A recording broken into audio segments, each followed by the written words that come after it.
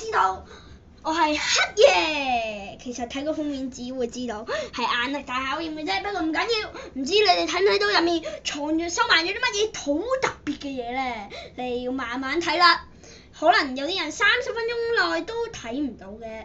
下一個就係依度都係以提升難度，就係唔話俾你聽有啲乜嘢特別嘅嘢，等你自己去揾，睇揾唔揾到好特別嘅，一眼望落就睇得出㗎啦。下一個就係喺冰淇淋中找出棒棒糖，棒棒糖嘅口語，即係棒棒糖真係諗唔出嘅口語係乜嘢，唔緊要，就係